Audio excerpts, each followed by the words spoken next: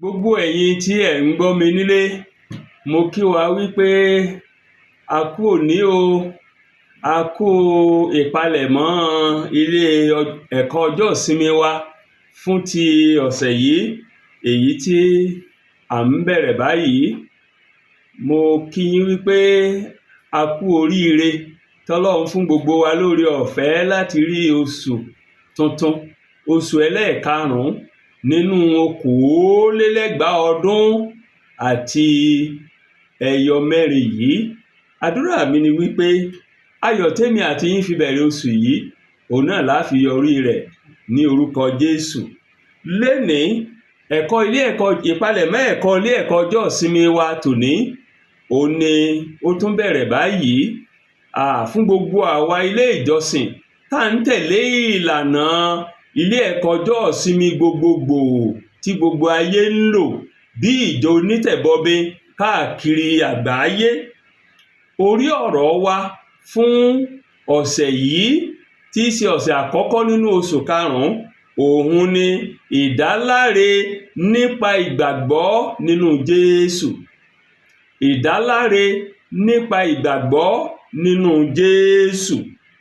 Ẹsẹ̀ Bíbélì tá a ti ń lọ kẹ́kọ̀ọ́, ó ní ìwé Róòmù orí 3 ẹsẹ̀ 21 títí dé 30.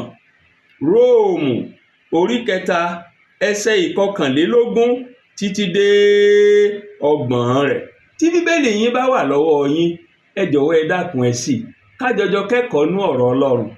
Róòmù orí 3 ni mo wà, bẹ̀rẹ̀ láti ẹsẹ̀ 21 títí dé 30 rẹ̀. Ó kà báyìí: ṣùgbọ́n nísinsìnyí a ti fi òdodo Ọlọ́run hàn láìsí òfin, tí à ń jẹ́rìí sí nípa òfin àti nípa àwọn wòlíì.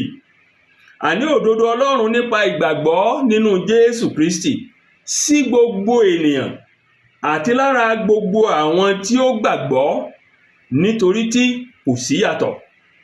Gbogbo ènìyàn ló ti ṣẹ̀, tí wọ́n sì ti kùnà ògo Ọlọ́run.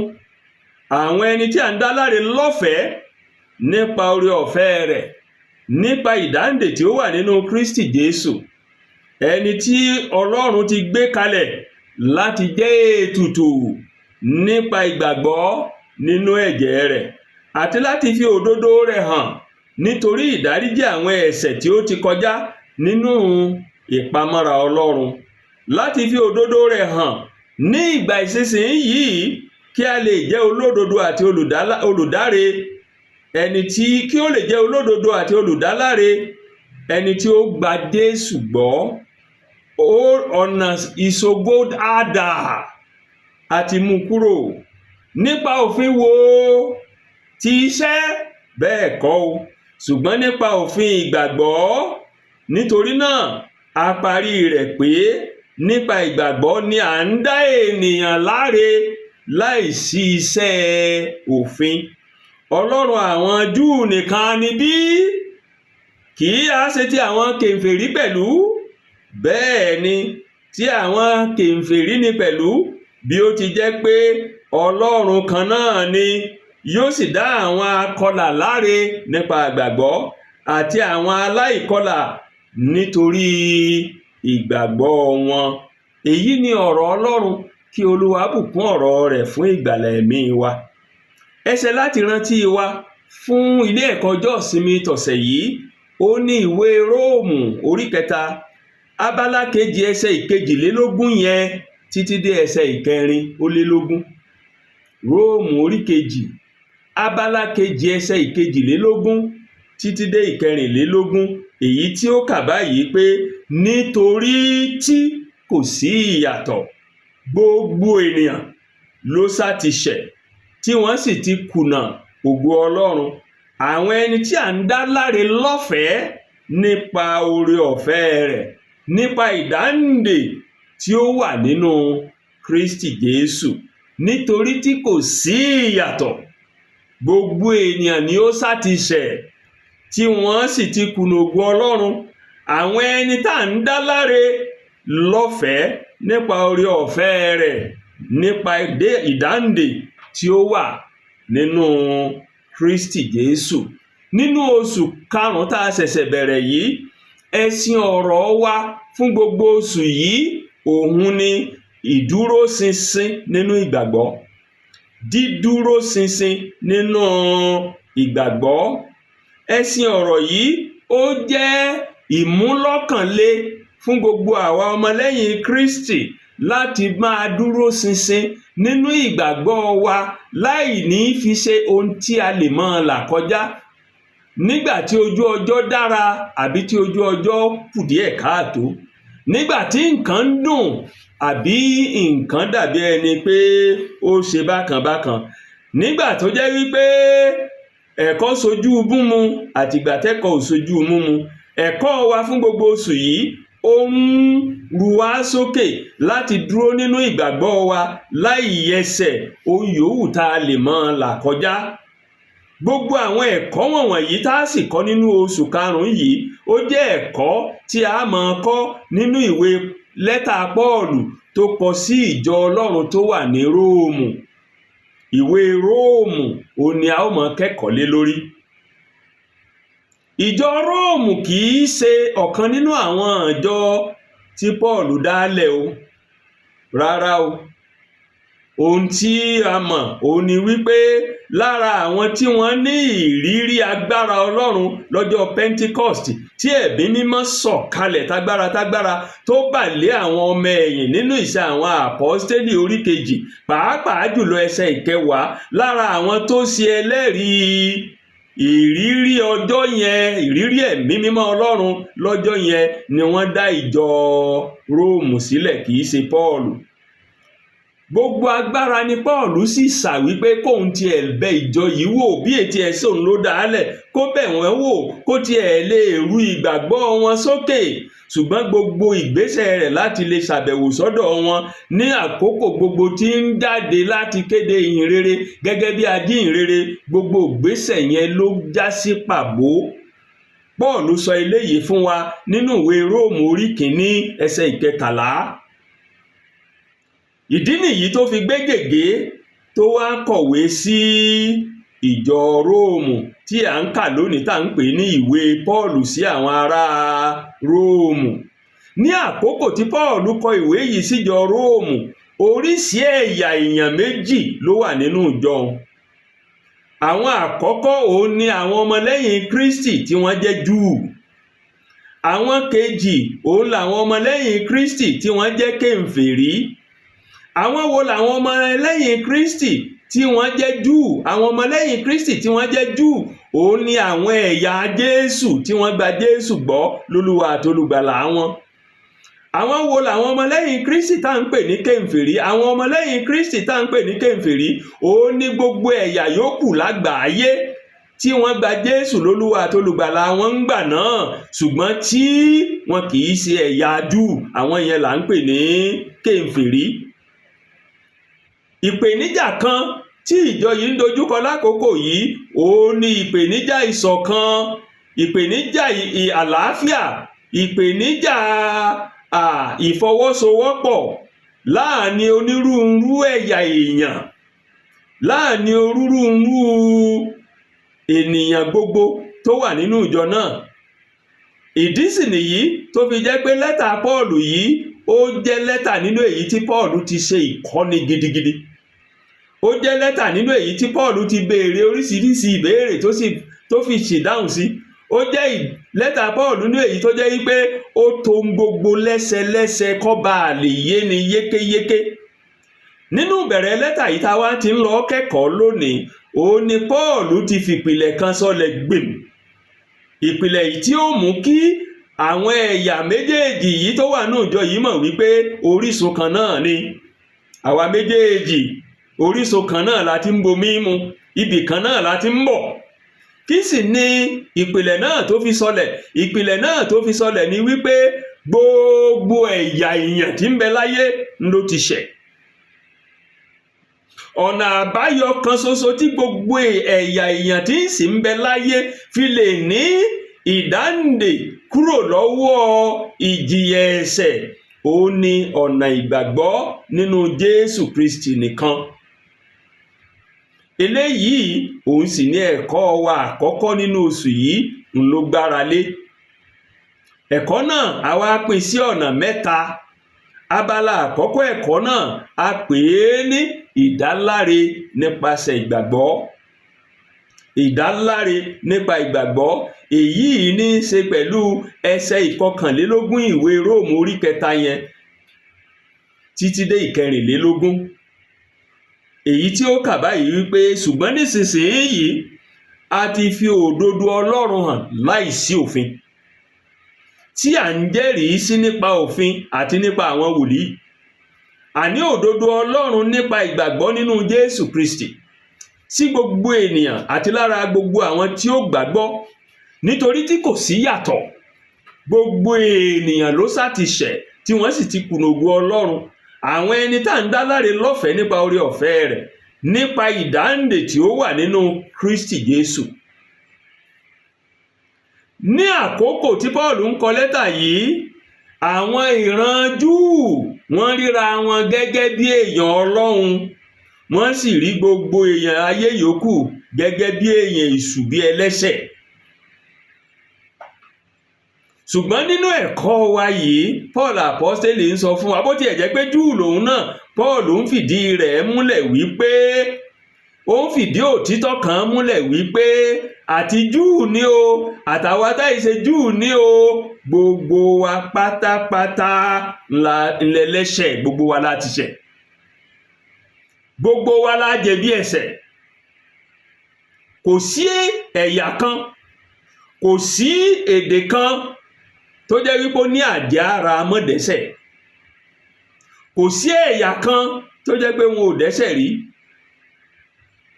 nínú ẹ̀kọ́ yìí, Paul apọ́stélì ń sọ fún wa wípé òfin Mósè táwọn Júù tí wọ́n gbẹ́kẹ̀lé, tí wọ́n gbára lé, àti ìlà abẹ́ tí wọ́n gbẹ́kẹ̀lé báwọn ń kọ pé ìran Ábúráhámù làwọn, kò lè gbà wọ́n là, kò lè dá wọn dè, kò lè tú wọn sílẹ̀ nínú ìjìyà ẹ̀ṣẹ̀, kò lè mú wa wà ní déédé pẹ̀lú Ọlọ́run, kò lè sọ wọ́n dòmìnira. ohun kan ṣoṣo tí òfin lè ṣe òun ni pé kó tọ́ka sí ẹ̀ṣẹ̀. ohun kan ṣoṣo tí òfin lè ṣe òun ni kó sọ pé ẹ̀ṣẹ̀ rèé. ìdí nìyí tí Pọ́ọ̀lù nínú Róòmù orí 3 yìí ẹsẹ̀ 20 tó fi sọ gbólóhùn yìí wípé nítorí pé nípa iṣẹ́ òfin a kì yóò dá ẹnikẹ́ni láre níwájú rẹ̀. nípa iṣẹ́ òfin a kò ní dá ẹnikẹ́ni láre níwájú Ọlọ́run. nítorí kíni? nítorí nípa òfin ni ìmọ̀ ẹ̀ṣẹ̀ ti wá. òfin ní máa jẹ́ ká mọ̀ pé a dẹ́ṣẹ̀, òfin ní máa jẹ́ ká mọ̀ pé ẹ̀ṣẹ̀ rèé, ṣùgbọ́n òfin ò lè tú ní ilẹ̀ nínú ẹ̀ṣẹ̀, nínú ìyà ẹ̀ṣẹ̀. òfin ò lè dá ní dè nínú ẹ̀ṣẹ̀, òfin kàn lè tọ́ka ẹ̀ṣẹ̀ ni.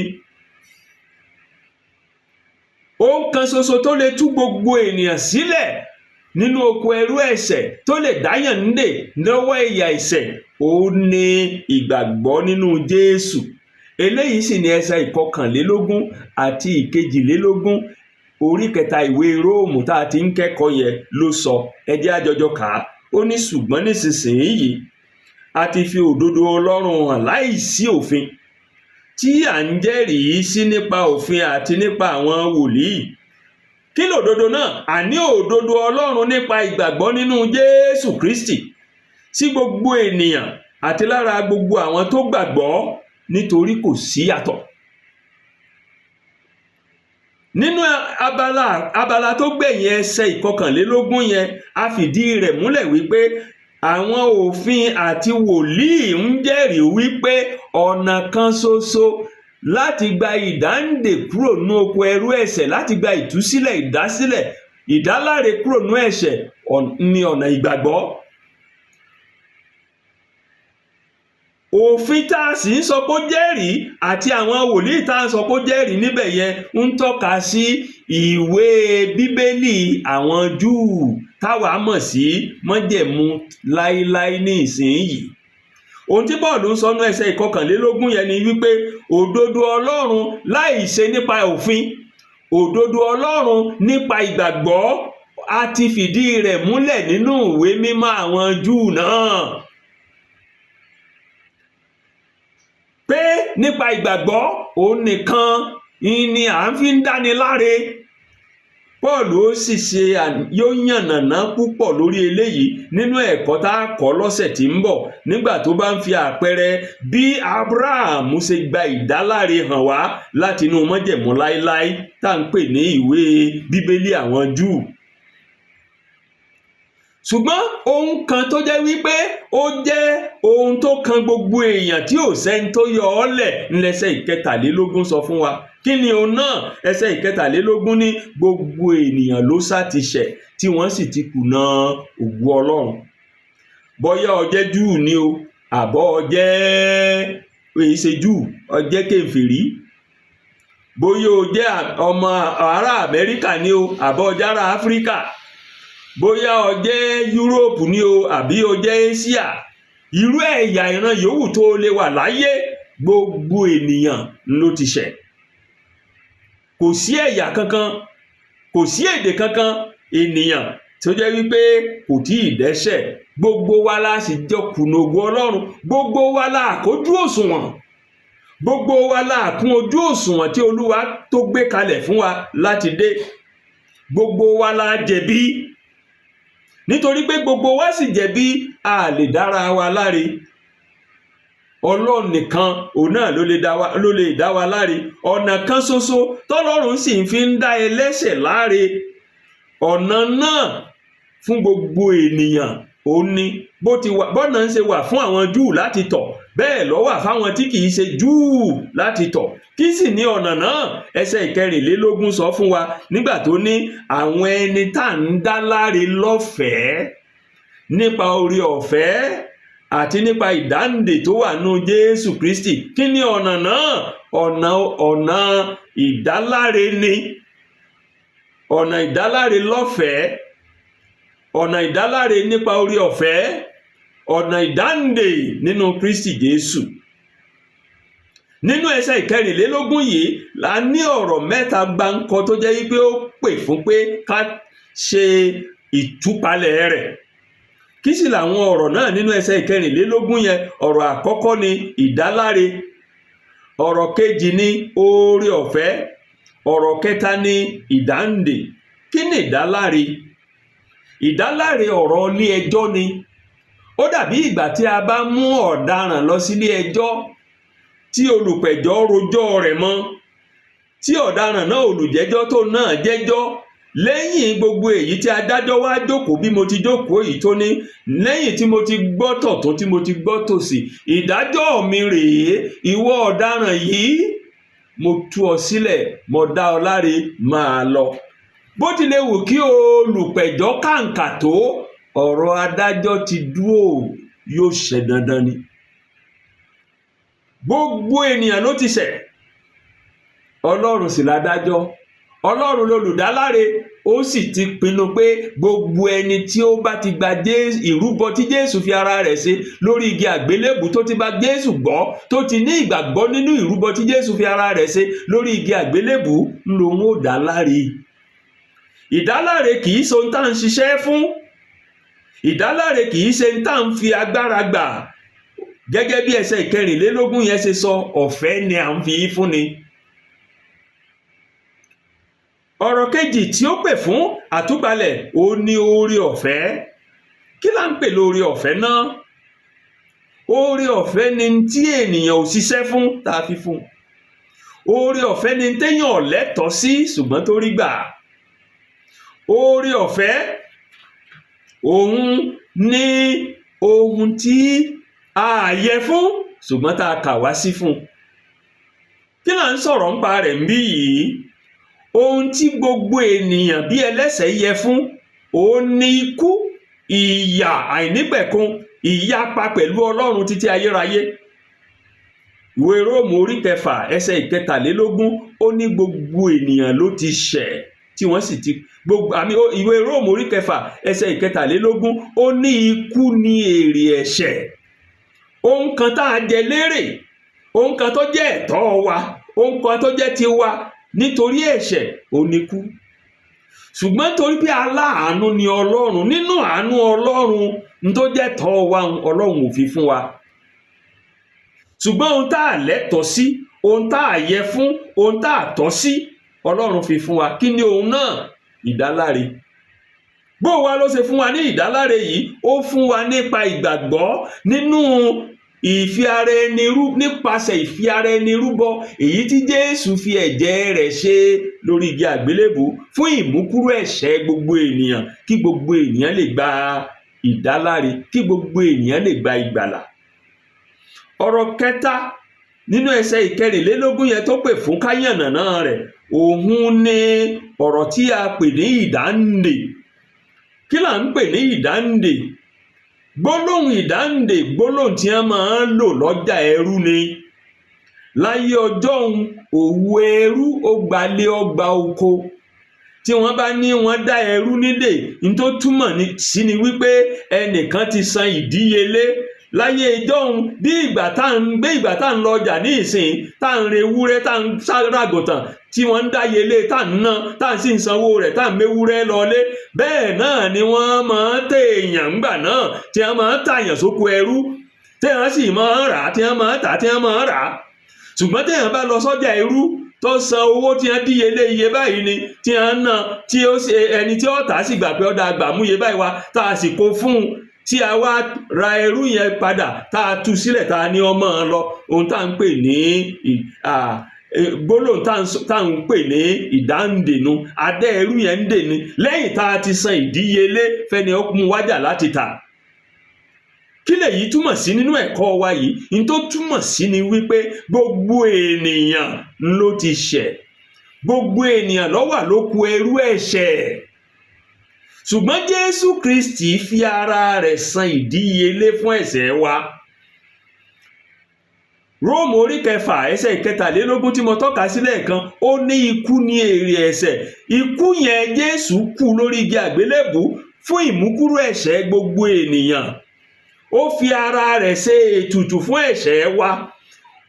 Ó wá ń gbà tó san ìdíyelé ẹ̀ṣẹ̀ wa tán, ó wá dá wa nídè, ó sọ wá di òmìnira. Ohun tá à ń pè ní ìdáǹdè nù.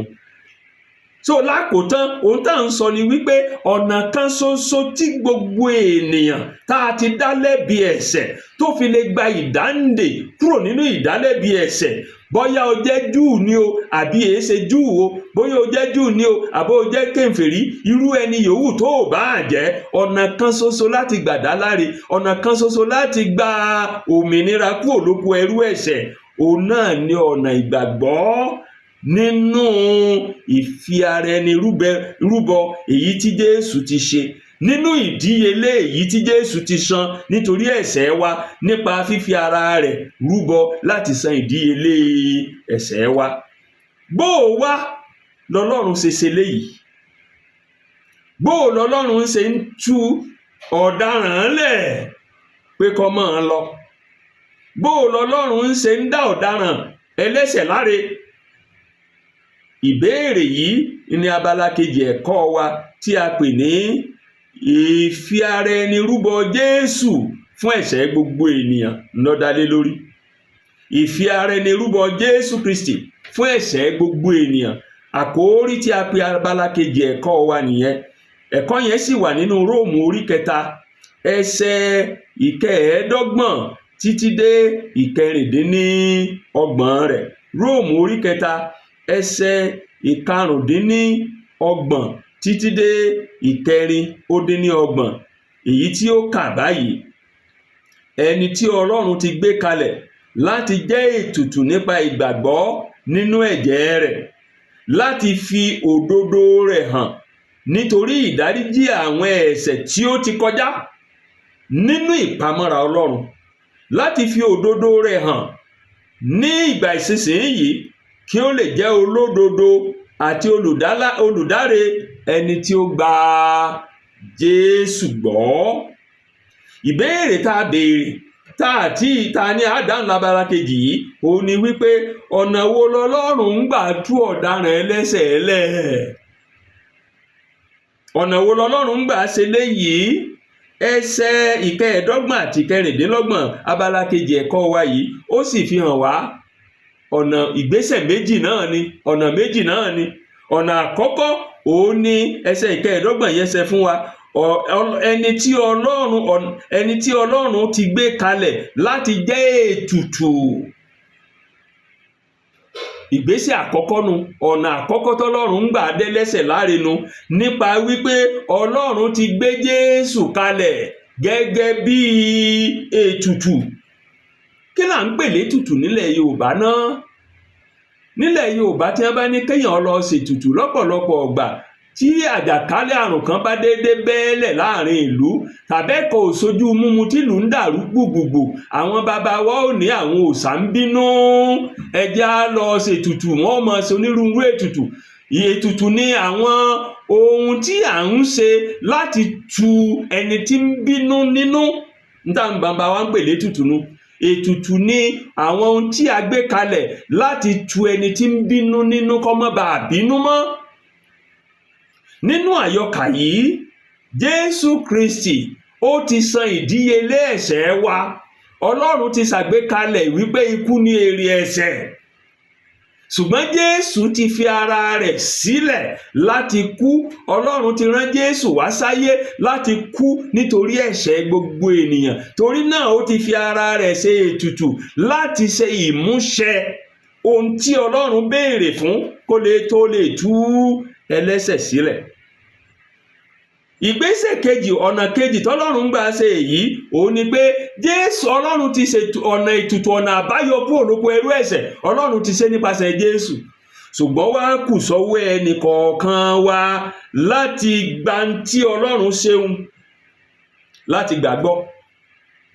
Ọlọ́run ti la ọ̀nà yẹn, ọ̀nà tẹ́tọ̀ rèé, ṣùgbọ́n ẹnì kọ̀ọ̀kan ní láti tọ ọ̀nà náà.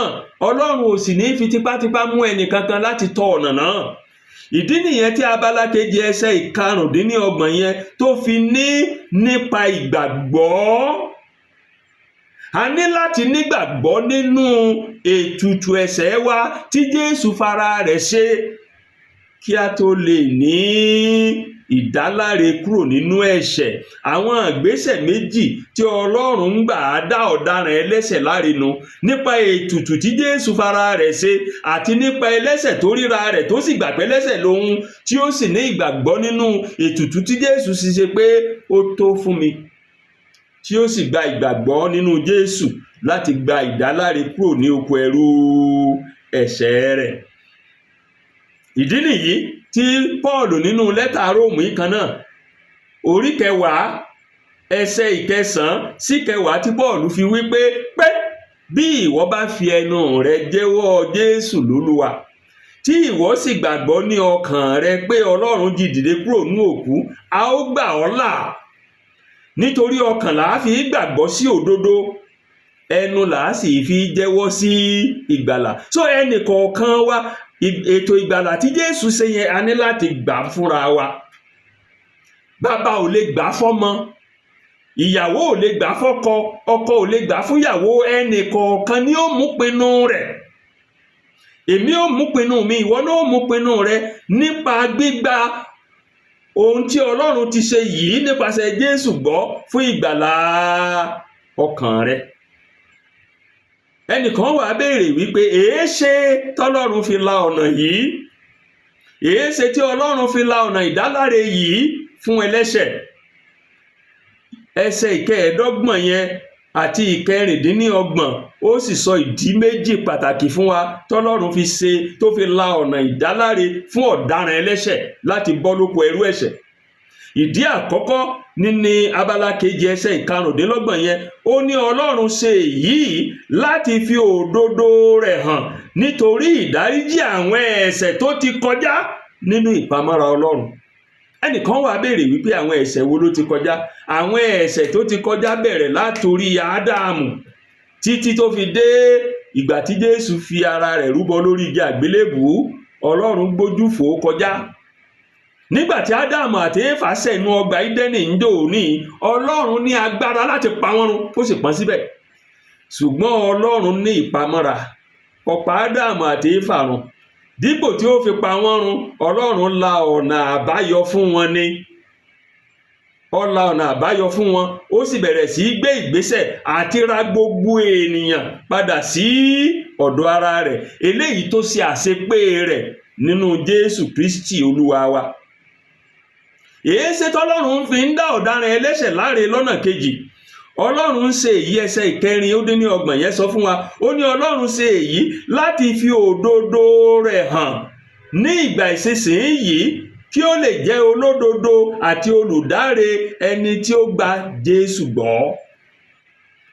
Ọlọ́run ṣe ọ̀la ọ̀nà ìdáláre yìí fún gbogbo ènìyàn nítorí pé Jésù ti mú gbogbo òfin ṣẹ, nítorí pé Jésù ti san ìdíyelé ohun tí ó jẹ́ ní ti ẹlẹ́ṣẹ̀ tí ó yẹ kí ó san. Nítorí náà Ọlọ́run jẹ́ olódodo, kò fepo bọyọ̀ nígbà tí ó bá gba ẹlẹ́ṣẹ̀ tó gba Jésù lólúwa àtolùgbàlà rẹ̀ tó bá gbà á là, torí Jésù ti san ìdíyelé rẹ̀. Abala tó wá gbẹ̀yìn ẹ̀kọ́ yìí ni ìbéèrè tó jáde wípé kí wá ni àbáyọ ìgbésẹ̀ oore ọ̀fẹ́ tọ́lọ́run gbé fún gbogbo ènìyàn yìí? Kí làbáyọ rẹ̀? Kí làbájáde rẹ̀? Eléyìí ò sì ní abala kẹta tó parí ẹ̀kọ́ yìí ló dá lé lórí, èyí tí a pe àkórí rẹ̀ ní Ọlọ́run gbogbo ènìyàn, Ọlọ́run gbogbo ayé, Ọlọ́run gbogbo ayé. Ìwé Róòmù orí kẹta ìtàn tí ń kẹ́kọ̀ọ́ yìí náà ni, ẹsẹ̀ ìkẹtàdínlọ́gbọ̀n títí dé ọgbọ̀n rẹ̀. Róòmù orí kẹta ẹsẹ̀ ìkẹtàdínlọ́gbọ̀n títí dé ọgbọ̀n rẹ̀, èyí tí ó kà báyìí pé ọ̀nà ìṣògo dà, a ti mú kú o, nípa òfin wo? Ti iṣẹ́? Bẹ́ẹ̀ kọ́, ṣùgbọ́n nípa òfin ìgbàgbọ́. Nítorí náà a parí rẹ̀ sí pé nípa ìgbàgbọ́ là ń dá ènìyàn láre láìsí iṣẹ́ òfin. Ọlọ́run àwọn Júù nìkan ni bí? Kì í á ṣe ti àwọn kèfèrí pẹ̀lú? Bẹ́ẹ̀ ni, ti àwọn kèfèrí ni pẹ̀lú. Bí ó ti jẹ́ wípé Ọlọ́run kan ni tí yóò dá àwọn akọlà láre nípa ìgbàgbọ́ àti àwọn aláìkọlà nítorí ìgbàgbọ́ wọn. Eléyìí ni òpin ẹ̀kọ́ náà. Ní abala tó gbẹ̀yìn ẹ̀kọ́ yìí, Paul wá mú ẹ̀kọ́ yìí wá sí ìdánudúró nípa títọ́ka sí àwọn òtítọ́ kan tó ṣe kókó, nípa bíbéèrè àwọn béèrè lọ́wọ́ ara rẹ̀ tó sì fìdáhùn sí. Nínú àwọn béèrè tó béèrè lọ́wọ́ ara rẹ̀ tó sì fìdáhùn sí yìí ló ti fi àwọn ìdí òtítọ́ kan tí ẹ̀kọ́ tòní dálé lórí ló ti fìdí múlẹ̀, ó fi àwọn ìdí rẹ̀ múlẹ̀. Kí sì ni àwọn ẹ̀kọ́ náà tó fìdí òtítọ́ náà tó fìdí rẹ̀ múlẹ̀? Òtítọ́ àkọ́kọ́ ó ní wípé gbogbo ènìyàn là ń dá láre nípa ìgbàgbọ́, kìí ṣe nípa òfin. Ìdáláre kìí ṣe fún Júù nìkan, ìdáláre kìí ṣe fáwọn kèfèrí nìkan, gbogbo ènìyàn nìdáláre wà fún, nípa ìgbàgbọ́ sì ni. Torí náà, torí pé ìdáláre wa jẹ́ ọ̀fẹ́, kìí ṣe ohun tá à ń sanwó fún, kò sí ohun ìṣògo kankan, ẹnìkankan kò nídìí láti gbéraga. Ìdí nìyẹn tí ẹsẹ̀ ìkẹtàdínlọ́gbọ̀n orí kẹta ìwé Róòmù yẹn fi wípé ọ̀nà ìṣògo dà, àti mú kú. Nípa òfin wo ni? Ti iṣẹ́ bí? Rárá, bẹ́ẹ̀ kọ́, ṣùgbọ́n nípa òfin ìgbàgbọ́. Ètò ìdáláre fún gbogbo ènìyàn tí Ọlọ́run ṣe nínú Jésù Kristi kò fààyè lẹ̀ fún ìṣògo ara, ìṣògo asán, ìgbéraga. Ọ̀fẹ́ ni, gẹ́gẹ́ bí ẹsẹ̀ ìkẹẹ̀dọ́gbọ̀n yẹn ṣe fìdí rẹ̀ múlẹ̀ tá a kà lẹ́ẹ̀kan, lọ́lọ́run ṣètò rẹ̀ fún gbogbo ènìyàn sí ní, láì dá ẹnìkankan sí. Kókó kejì, òtítọ́ kejì bí ẹ̀kọ́ yìí ṣe ń lọ sí ìdánilúró nínú abala ẹ̀kọ́ wa tòní, ó ní pé ìdáláre tọ́lọ́run ṣe yìí kìí ṣe nípa iṣẹ́ òfin, kìí ṣe ohun tá a fi ara ṣe, kìí ṣe ohun tá a ṣiṣẹ́ fún, kìí ṣe ohun tá a fagbára gbà. ẹsẹ̀ ìkejìdínlọ́gbọ̀n ìwé yẹn ó sì fìdí rẹ̀ múlẹ̀ nígbà tó kà báyìí pé nítorí náà a parí rẹ̀ sí pé nípa ìgbàgbọ́ ńlá ń dá ènìyàn láre láìsí iṣẹ́ òfin. Nípa ìgbàgbọ́ ńlá ń sọ ènìyàn dòmìnira kúrò lóko ẹrú ẹ̀ṣẹ̀. Nípa ìgbàgbọ́ ńlá mú ènìyàn wà ní títọ́ ní déédé pẹ̀lú Ọlọ́run. Nípa ìgbàgbọ́ ńlèèyàn ń ṣètẹ́wọ́gbà lọ́dọ̀ Ọlọ́run. Kìí ṣe nípa pé mo pòfin mọ́, kìí ṣe nípa pé mo gbọ́ràn sófin, kìí ṣe téèyàn ń ṣiṣẹ́ fún. Ìdí nìyẹn tí ìwé máa fi ní gbogbo òdodo èèyàn, ìṣeféfé èèyàn níwájú Ọlọ́run bí àkísà ẹlẹ́gbin ni. Oore ọ̀fẹ́ la fi gbà wá là.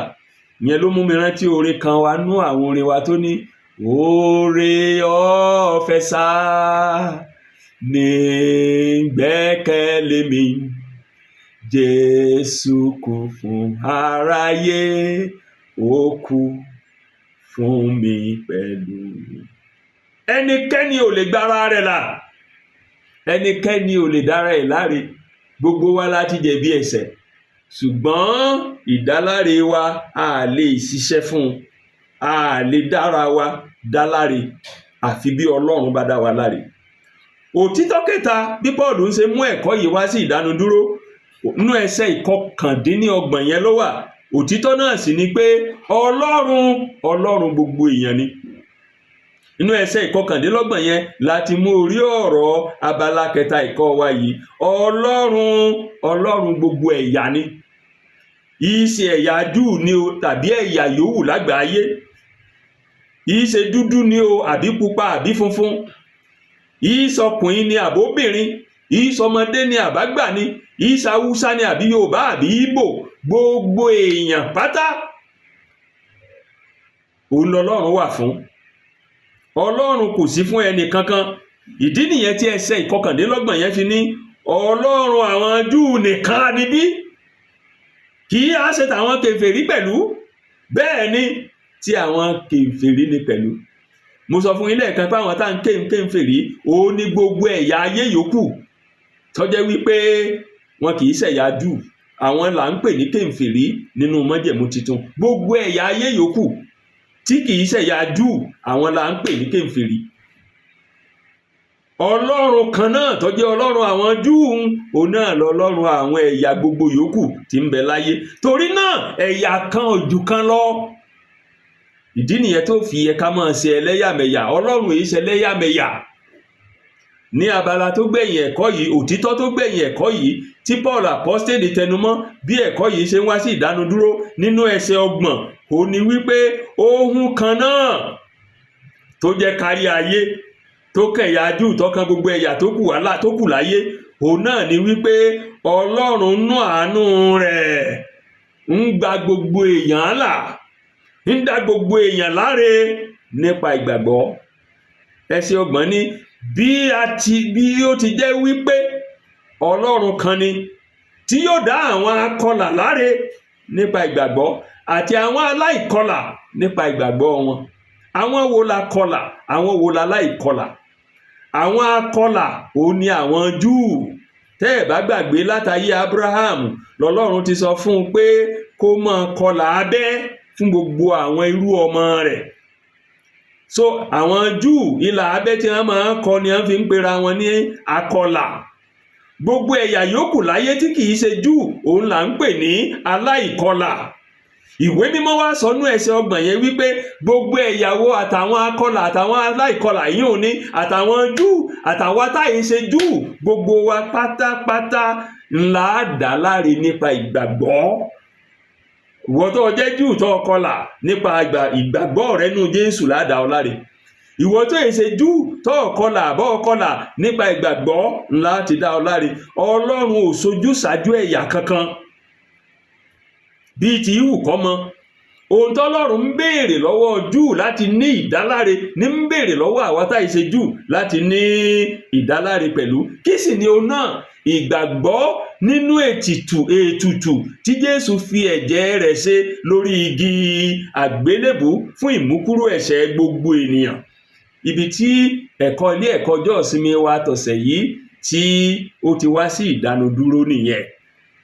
Káwá tó máa lọlé, ó ṣe pàtàkì ká fa àwọn kókó àádìímú fún lílò ká fà á yọ nínú ẹ̀kọ́ yìí. Kókó bíi 5 náà màá sì mẹ́nubà. Kókó àkọ́kọ́ òun ni wípé kò sí ẹ̀yà èèyàn kan tó bọ́ lọ́wọ́ ẹ̀ṣẹ̀ tí kìí dẹ́ṣẹ̀. Kò sí ẹ̀yà èèyàn kan tí kìí dẹ́ṣẹ̀. Gbogbo ẹ̀yà èèyàn tó ìmọ́jú lẹ́lẹ́ṣẹ̀. Gbogbo ẹni tí ń sì ń dẹ́ṣẹ̀ ló jẹ́ wípé èrè tí ó jẹ ikú ni. Torí náà kí ẹ̀yà kan kó má ṣe gapá sí ẹ̀yà kejì, ẹ jẹ́ á fòpin sí ṣíṣẹlẹ́yàmẹ̀yà. Ẹ jẹ́ á fòpin sí ṣíṣe ẹlẹ́yàmẹ̀yà. Gbogbo ẹ̀yà ọ̀kan ògbé kan ọ̀kan ọ̀sàn jù kan lọ. Gbogbo wa la ti ṣẹ̀ tá a sì ti kùnà ògo Ọlọ́run. Kókó kejì tá a gbọ́dọ̀ dìmú nínú ẹ̀kọ́ yìí òun ni wípé pípa òfin mọ́ tàbí ìṣeféfé asán tèèyàn kò lè dá ènìyàn láre, kò sì lè mú ènìyàn bọ́ lóko ẹrú ẹ̀ṣẹ̀. Kò sí ẹnikẹ́ni tí ó lè dára rẹ̀ láre. Gbogbo wa la ti ṣẹ̀, kò sẹ́nikẹ́ni nínú wa tó lè dára rẹ̀ láre. Kò sóhunkóhun tẹ́nikẹ́ni nínú wa lè ṣe láti gbà dá láre lọ́dọ̀ Ọlọ́run. Torí gbogbo òdodo ènìyàn láyé, ìwé mímọ́ ní bí àkísà ẹlẹ́gbin ni. Torí náà má dára ẹ láàmú. Kò sóhun tó o lè ṣe, kò sóhun tí mo lè ṣe láti dára mi láre kúrò nínú ìyà ẹ̀ṣẹ̀. Kókó ẹlẹ́ẹ̀kẹta tá a gbọ́dọ̀ dìmú òun ni wípé ìgbàgbọ́ nínú ikú, ìsìnkú àti àjíǹde Jésù nìkan òun ní ń dá àyàn láre kúrò lọ́wọ́ agbára ẹ̀ṣẹ̀, kúrò lọ́wọ́ ẹ̀bi ẹ̀ṣẹ̀, kúrò lọ́wọ́ ẹ̀ṣẹ̀. Ìgbàgbọ́ nínú Jésù Kristi ní fún ènìyàn ní ìdáláre kúrò nínú ìjìyà ẹ̀ṣẹ̀. Kò sí ọ̀nà míì, kò sóókọ míì tó lè dáyàn láre, tó lè gbanilà bí kò sí orúkọ Jésù Kristi. Ìdí nìyẹn tí òǹkọ̀wé Jọ́ọ̀nù nínú ìwé rere Jọ́ọ̀nù orí 11 ẹsẹ̀ 6 tó fi wí pé Jésù wí pé èmi ni ọ̀nà, òtítọ́ àti ìyè. Kò sí ẹnikẹ́ni tó lè wá sọ́dọ̀ Baba bí ò sí nípasẹ̀ mi. Ó nìkan lọ́nà, kò sí ọ̀nà míì. Ìdí nìyẹn tí ìwé Iṣẹ́ àwọn Àpọ́stélì orí 4 ẹsẹ̀ 12 tó fi wí pé kò sì sí orúkọ mìíràn lábẹ́ ọ̀run nípa èyí tá a fi lè gbà wá là bí kò sí orúkọ Jésù. Kò sórúkọ míì. Ìgbàgbọ́ nínú ikú, ìsìnkú àti àjíǹde Jésù, nínú ìfi ara ẹni rúbọ Jésù èyí tí a ṣe lórí igi àgbélébù fún ìmúkúrò ẹ̀ṣẹ̀ gbogbo ènìyàn ní ń dá gbogbo wa láre. Gbogbo wa la ti jẹ̀bi. Kókó ẹlẹ́ẹ̀kẹrin tí a gbọ́dọ̀ dìmú òun ni wípé ìdáláre yìí tí Jésù ti wá ṣètò rẹ̀, ìdáláre yìí tí Jésù ti ṣiṣẹ́ iṣẹ́ rẹ̀ parí yìí, ìgbàgbọ́ la fi ń gbà á. Gbogbo ẹ̀yà, gbogbo èèyàn, ohun kan ṣoṣo tá a fi ń gbà ní ìgbàgbọ́. Kì í ṣiṣẹ́ òfin, kì í ṣe pípa òfin mọ́. Ìgbàgbọ́ la fi ń gbà á. Ó ṣe Júù ni, èé ṣe Júù ni. Gbèdéke àti gbà á kò yàtọ̀ láti inú ẹ̀yà kan sínú ẹ̀yà míì, láti inú èdè kan sínú èdè míì. Gbèdéke àti gbà á, kọ́kọ́rọ́ tá a fi ń gba ìgbàlà tí Jésù ṣe yìí, ìdáláre tí Jésù mú wá yìí, òun ni ìgbàgbọ́ nínú ikú, ìsìnkú àti àjíǹde Jésù, ìfi ara ẹni rúbọ nínú Jésù. Kókó ẹlẹ́ẹ̀karùn-ún bí mo ti mú ẹ̀kọ́ yìí wá sí ìdánudúró òun ni wípé Ọlọ́run wa, Ọlọ́run kan náà ni, Ọlọ́run gbogbo ayé sì ni. Ọlọ́run kan náà ni, Ọlọ́run gbogbo ayé sì ni. Ó ń fẹ́ kí gbogbo ènìyàn kó ní ìdáláre. Kò fẹ́ kí ẹnikẹ́ni kó kú sínú ẹ̀ṣẹ̀ rẹ̀. Ìdí nìyẹn tó lórin kan fi hàn wípé ó fẹ́ràn ẹlẹ́ṣẹ̀, kò fẹ́ káwa ẹlẹ́ṣẹ̀ ó kú. Ó fẹ́ràn ẹlẹ́ṣẹ̀, kò fẹ́ káwa ẹlẹ́ṣẹ̀ ó kú. Ọlọ́run kan náà ni, Ọlọ́run gbogbo ayé ni. Kò fẹ́ kí ẹlẹ́ṣẹ̀ ó kú, ṣùgbọ́n fẹ́ kí gbogbo ènìyàn kó wá sí ìrònúpìwàdà. Ìdí nìyí tó fi ṣe ọ̀nà àbáyọ nínú Jésù Kristi láti dá wa láre kúrò lọ́wọ́ ìdálẹ́bi ẹ̀ṣẹ̀. Ọlọ́run sì ṣe èyí láì ṣẹ̀yàmẹ̀yà. Ọlọ́run ṣe èyí láì jẹ́ wípé ẹ̀yà kan ó rí ire kan gbà ju ẹ̀yà kan lọ, láì jẹ́ pé ẹ̀yà kan a dá lẹ́bi, ẹ̀yà kan a dá láre. Ètò ìgbàlà tí Ọlọ́run ṣe nínú Jésù Kristi, ètò ìdáláre tí Ọlọ́run ṣe nínú Jésù Kristi fún gbogbo ènìyàn ni, torí pé Ọlọ́run gbogbo ayé ni, Ọlọ́run gbogbo ènìyàn ni. Ètò ìgbàlà yẹn Ọlọ́run ṣe fún ìwọ tó ń gbọ́ mi yìí.